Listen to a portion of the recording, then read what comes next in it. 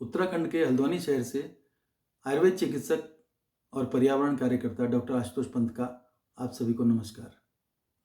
आप सभी जानते हैं कि 5 जून को हर वर्ष अंतर्राष्ट्रीय स्तर पर पर्यावरण दिवस मनाया जाता है। हम सबको भी इस दिन ये संकल्प लेना चाहिए कि हम अपने पर्यावरण को कैसे बचाएं, धरती को कैसे हरा भरा करें, इसके बारे में अधिक से अधिक प्रयास करें। देखने में आता है कि इस दिन भारी संख्या में पौधे लगाए जाते हैं, लेकिन ये भी सच है कि इस दिन लगाए गए पौधे बहुत कम जीवित रह पाते हैं। इनका सर्वाइवल रेट बहुत कम होता है।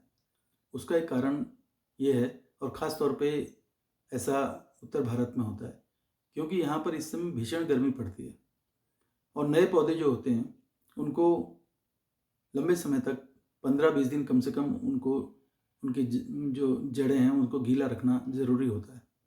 और ज़्यादातर जो सार्वजनिक तौर पे पौधरोपण किया जाता है, ज़्यादातर NGO हैं या व्यक्तिगत स्तर पर है या सरकारी तौर पे है या और कोई संस्थाएं जो पौधरोपण करती हैं इस समय, तो वो लोग सार्वजनिक जगहों पे करते हैं और अधिकतर उसमें से फिर दोबारा उनको इतना समय नहीं हो पाता है कि वो उनको सिंचाई की व्यवस्था पूरी कर पाएँ।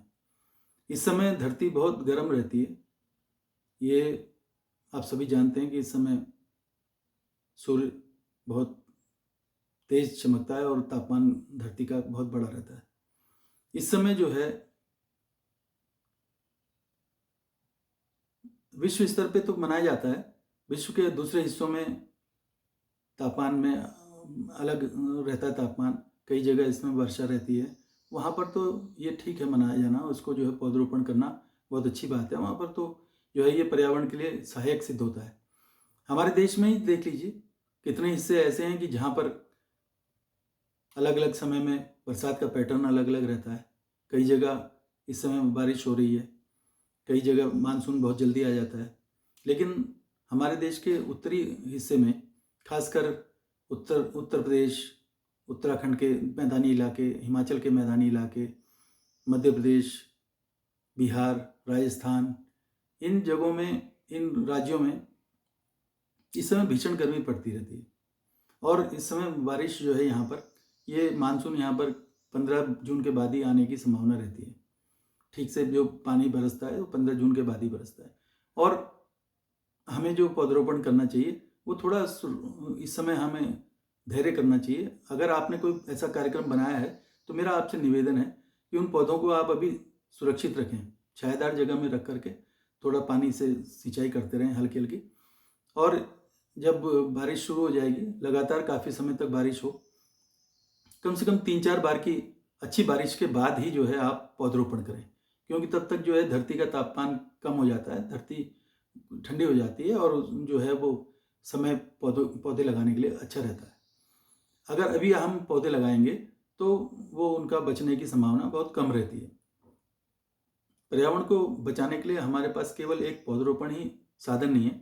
हम इसके लिए अभी से तैयारी कर सकते हैं। छोटे छोटे जलाशय बना सकते हैं। रेन वाटर हार्वेस्टिंग के लिए हम प्रयास कर सकते हैं। जंगलों में हम छोटे छोटे खंतियाँ बना सकते हैं, छोटे छोटे गड्ढे बना सकते हैं, जिससे कि जो है पानी वहाँ पर इकट्ठा रहे। अब बरसात आने वाली है तो उसमें पानी इकट्ठा रहेगा तो वो जो है जानवरों के भी काम आएगा और ज़मीन को भी वो करेगा, रिचार्ज करेगा।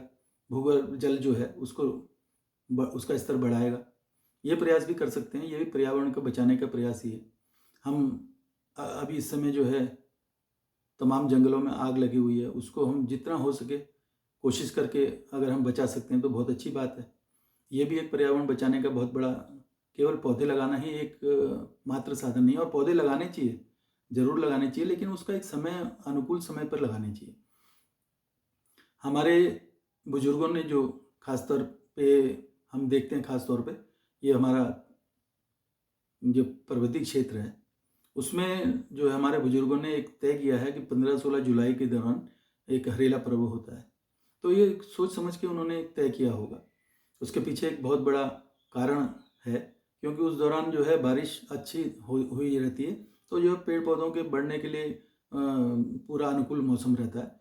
तो उसी समय जो है हमें हरेले के दौरान अगर हम अपना पौधरोपण करें तो उसको सफल होने की संभावना बहुत ज़्यादा रहती है।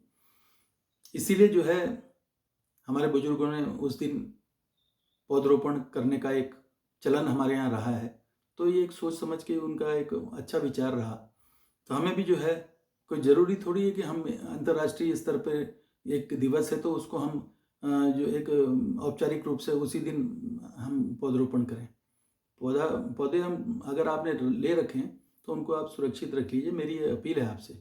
क्योंकि आप निश्चित रूप से पिछले रिकॉर्ड को उठा के देख लीजिए। आप लोगों ने भी प्रयास किया होगा, आप लोग बहुत जागरूक लोग हैं। मैं आपके को साधुवाद देता हूँ कि आप लोग जो लोग पर्यावरण के प्रति निष्ठा रखते हैं, पर्यावरण को बचाने के प्रयास करते हैं, मैं उनके प्रति बहुत उनको धन्यवाद देता हूँ, आभार व्यक्त करता हूँ। लेकिन आप लोग अगर खुद ही इसकी समीक्षा करें कि पिछले वर्षों में आपने जो पौधे लगाए होंगे इस दिन जो 5 जून को, उनमें से कितने बचे होंगे। ये बिल्कुल एक सच है, इससे कोई नकार नहीं सकता कि जब हम लोग 5 जून के दिन या किसी विशेष अवसर पर पौधे लगाते हैं तो वो एक तरीके से वो एक फोटोग्राफी सेशन जैसा ही हो जाता है और ये एक औपचारिकता न रहे, इसलिए जो है वास्तविक धरातल पे काम होना चाहिए।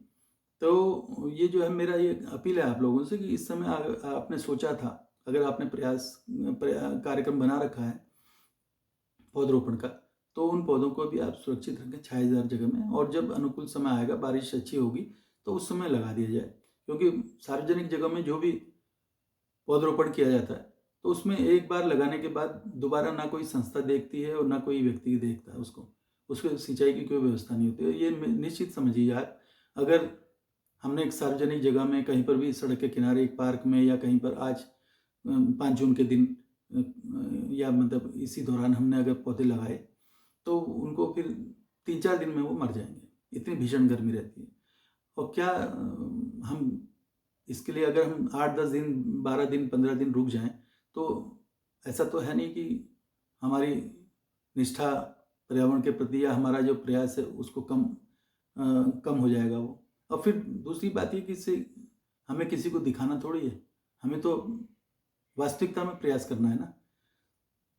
तो मेरा आपसे ये अपील रहेगी कि इस समय थोड़ा सा कुछ दिनों के लिए इसको अपने कार्यक्रम को स्थगित कर दें, पौधरोपण के कार्यक्रम को। बाकी हम कर सकते हैं, जैसे बच्चों को हम जागरूक कर सकते हैं पर्यावरण संरक्षण के प्रति, जल संरक्षण के प्रति हम कुछ प्रयास कर सकते हैं, और वायु प्रदूषण, ध्वनि प्रदूषण रोकने का हम प्रयास कर सकते हैं। दूसरी बात, सबसे बड़ा जो एक समस्या आने वाले समय में पैदा होने वाली क्या है, वो आ ही चुकी है, वो बहुत बड़ी समस्या बन चुकी है, कूड़ा निस्तारण। ये कूड़ा निस्तारण जो है आने वाले समय में एक बहुत बड़ा नासूर बन जाएगा। तो हम किस तरह हम उसको लोगों को जागरूक करें कि कूड़े को जो है गीला कूड़ा अलग, सूखा कूड़ा अलग रखा जाए, और गीले कूड़े से कंपोस्ट खाद बनाई जाए, और जो प्लास्टिक है, पॉलीथीन है, उसको रिसाइकिल करने का किया जाए या उसका प्रयोग रोका जाए किसी तरह से। तो ये सब पर्यावरण दिवस के कार्यक्रम हो सकते हैं। तो मेरी आपसे यही अपील है कि इसको हम इस तरह मनाएं कि पौधों को हानि ना पहुंचे, और आगे आने वाले समय में हम अच्छी तरह से उनको जो भी पौधे लगाएं वो जीवित रह सकें और लंबे समय तक चल सकें। धन्यवाद। नमस्कार।